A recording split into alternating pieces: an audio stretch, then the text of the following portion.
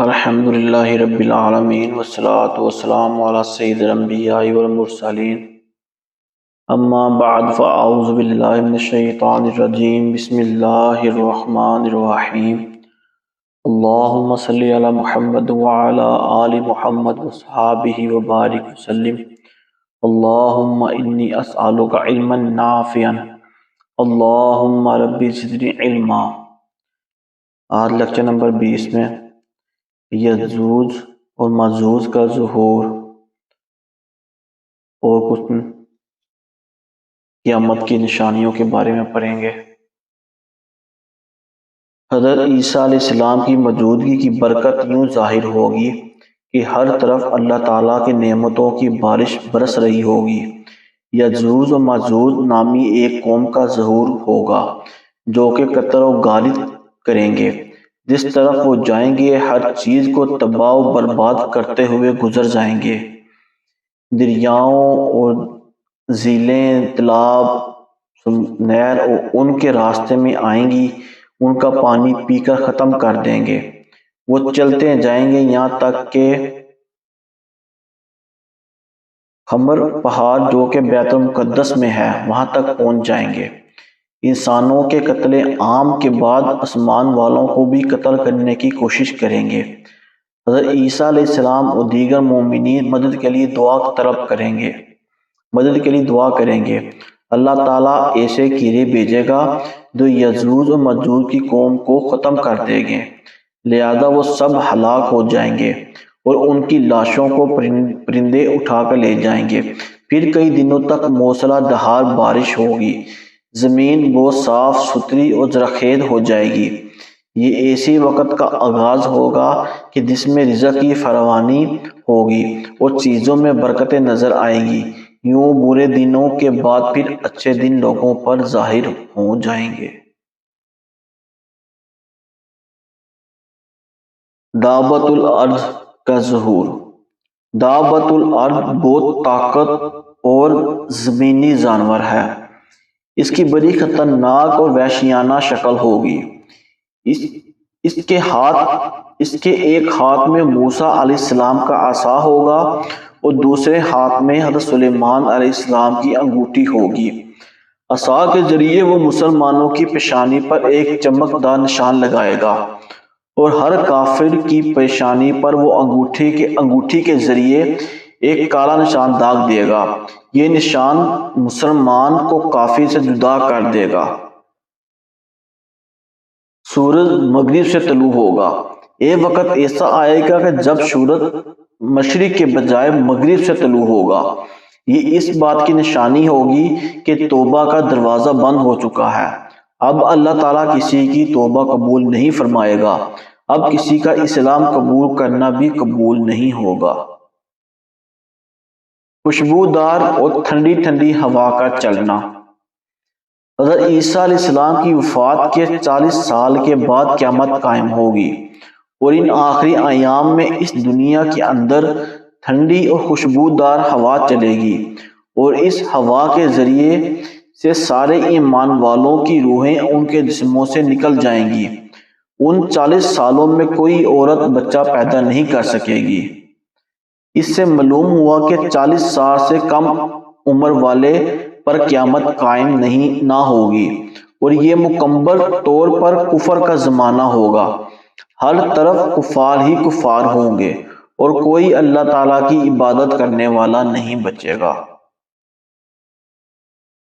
سور کا پھونکا جانا۔ حضرت عیسیٰ علیہ السلام کی وفات کے 40 سال بعد جب قیامت آئے گی، اللہ عز و جل اسرافیل علیہ السلام کو حکم دے گا کہ وہ سور پھونکیں۔ یہ قیامت کے دن کی ابتدا ہوگی۔ پہلے سور کی آواز ہلکی ہوگی، آہستہ آہستہ بڑھتی جائے گی اور بہت اونچی ہو جائے گی۔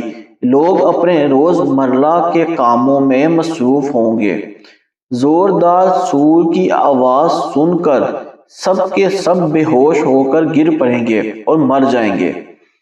یہ بہرا کر دینے والی زوردار آواز سارے جہان کو تباہ و برباد کر دے گی۔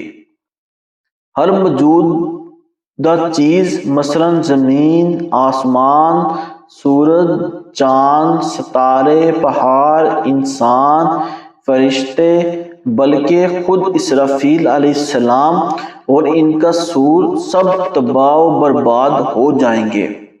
اللہ تعالیٰ کے سوا کوئی موجود نہ ہوگا۔ اس دن اللہ تعالیٰ فرمائے گا، آج کے دن بادشاہت کس کی ہے؟ کوئی جواب دینے والا نہیں ہوگا۔ پھر اللہ تعالیٰ خود یہ ارشاد فرمائے گا، صرف اللہ تعالیٰ کے لیے جو واحد ہے اور قہار ہے۔ سور کے پہلی مرتبہ پھونکنے جانے اور دوسری مرتبہ پھونکے جانے کے درمیان 40 سال کا وقفہ ہوگا۔ پہلی بار جب سور پھونکا جائے گا تو ہر چیز تباہ و برباد ہو جائے گی۔ اللہ تعالیٰ کی ذات کے سوا کچھ نہیں بچے گا۔ سور کے پھونکے جانے کا تذکرہ اللہ تعالیٰ قرآن مجید میں فرماتا ہے۔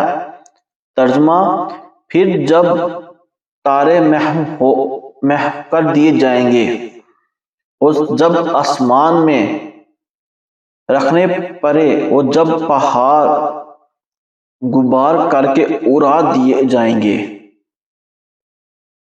ایک اور جگہ اللہ تعالیٰ قرآن ارشاد فرماتا ہے، پھر جب سور پھونک دیا جائے ایک دم اور زمین اور پہاڑ اٹھا کر دفعتاً چورا کر دیے جائیں، وہ دن ہے کہ ہو پڑے گی وہ ہونے والی اور آسمان پھٹ جائے گا تو اس دن اس کا پتلا حل ہوگا۔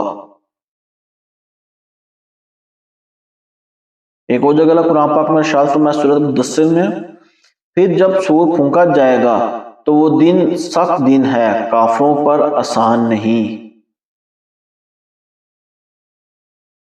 ایک اور جگہ تعالیٰ ارشاد فرماتا ہے، اور سور پھونکا جائے گا تو بے ہوش ہو جائیں گے جتنے آسمانوں میں ہیں اور جتنے زمین میں، مگر جسے اللہ چاہے پھر وہ دوبارہ پھونکا جائے گا جب بھی وہ دیکھتے ہوئے کھڑے ہو جائیں گے۔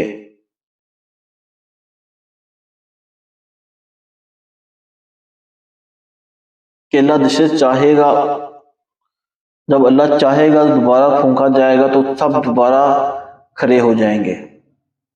اللہ تعالیٰ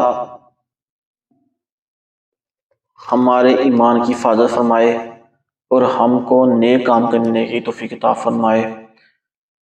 اپنے لیے بھی دعا کیا کریں، دوسروں کے لیے بھی دعا کیا کریں، اور خاص طور پر اپنی نسلوں کے لیے بھی دعا کیا کریں کہ اللہ تعالیٰ ہماری نسلوں میں کوئی گمراہ پیدا نہ کرے، ہماری نسلوں کا بھی ایمان سلامت رہے، وہ ایمان کے سلامتی کے ساتھ شہادت والی موت ان کو نصیب ہو۔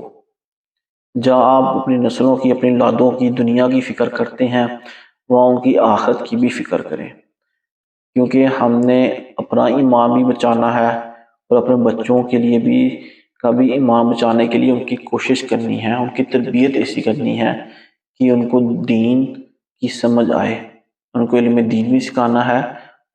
دنیا کے علم سے منع نہیں کیا گیا، وہ بھی ضرور سکھائیں، لیکن دین کا علم بہت ضروری ہے، اسلام کے مطابق زندگی گزارنا بہت ضروری ہے۔ آج کا لیکچر یہیں پہ اختتام پذیر ہوتا ہے۔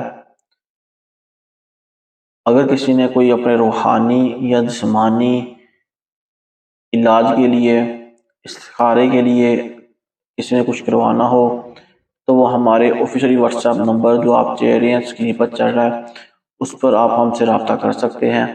یہ سروس آپ کے لیے موجود ہے، استخارہ فی سبیل اللہ ہے، لیکن اگر کسی کا کوئی پیچیدہ ہے، کوئی سیریس مسئلہ ہے تو اس کے لیے ان کو فون پر بتا دیا جائے گا۔ اللہ تعالی ہم سب کا حامی و ناصر ہو۔ السلام علیکم ورحمۃ اللہ وبرکاتہ۔